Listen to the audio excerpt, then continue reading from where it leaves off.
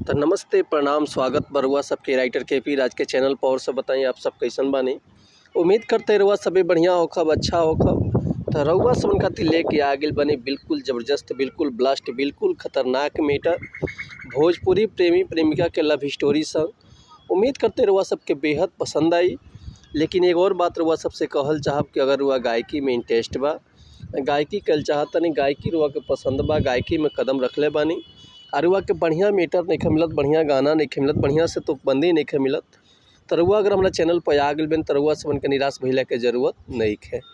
काहे से कि रुआ सबन खातिर हम हर एक प्रकार के सॉन्ग लिखिले, हिंदी होके चाहे भोजपुरी होके, चाहे रुआ कोनो भी ट्रैक पर भोजपुरी गाना लिखवा सकिले, चाहे नया कंपोजिशन गाना लिखवा सकिले, लव सॉन्ग, ऑर्केस्ट्रा सॉन्ग, बेवफाई सॉन्ग, पूर्वी, निर्गुण, भजन, लोकगीत, लयदारी, रंगदारी, जातिवाद सॉन्ग, जिला स्पेशल गाना, सैड सॉन्ग, देवी स्पेशल गाना, भक्ति सॉन्ग, चाहे छठ पूजा के गाना, चाहे दिवाली के गाना, चाहे वो अपना मनपसंद के कोनो भी मैटर लिखवा सकिले, वो बिल्कुल उचित चार्ज। भैया हम तो चार्ज ले ले, लेकिन मैटर में कोनो रुआ सबके शिकायत करे के मौका ना मिली।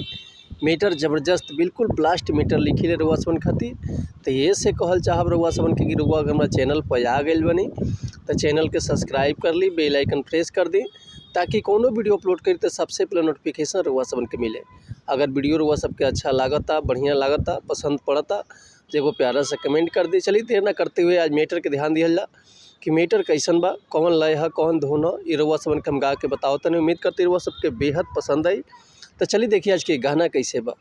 एगो प्रेमी अपना प्रेमिका से ओकर छाव भाव देख के कैसे ओकर बड़ाई करता, देखी का कहता। होठवा तो हर मधुशाला, जाम पिए न दे बुका, होठवा तो हर मधुशाला, हो जाम पिए न दे बुका, वही से तड़ पावेलू, जन जिए न दे बुका, वही से तड़ पावेलू, जन जिए न दे बुका।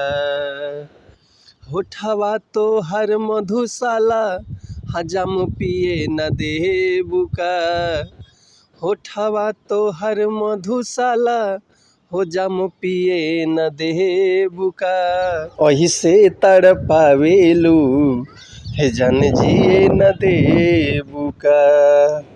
गोरी प्रेम के डोरी से दिल सिए न दे बुका, हो गोरी प्रेम के डोरी से दिल सिए न दे बुका, वही से तड़ पावेलू, जन जिए न दे बुका। तो उम्मीद करतनी मैटर हुआ सबके बेहद पसंद आयल हुई। अगर ये गाना के रुआ फुल लिखवावल चाहतनी, चाहे एक म्यूजिक बनवावल चाहतनी, तो रुआ बेहिचक कॉल या व्हाट्सअप कर सकतनी। रुआ के बिल्कुल उचित चार्ज पर फुल गाना मिल जाई। लेकिन एक और बात रुआ सबसे कहल चाहब कि अगर हमरा गावे में कोनो मिस्टेक होता तो भैया क्षमा चाहतनी। ऐसे कि हम गायक तो ना है, रुआ सबन के खाली बता सकिले, समझा सकिले। हम तो हैं राइटर। ये रुआ ऊपर डिपेंड करते रहो, जितना बढ़िया से गायकी करब उतना बढ़िया से गाना और मार्केट में ब्लास्ट करी। लेकिन चलिए मिलते हैं नेक्स्ट वीडियो में कुछ नया गाना, कुछ नया धुन, कुछ नया कंपोजिशन लेके। तब तक ले रुआ सब सन्मति चाहतनी। नमस्कार, प्रणाम, जय हिंद, जय भारत, जय भोजपुरी समाज, हर हर महादेव, जय शिव शंभू, जय माता दी।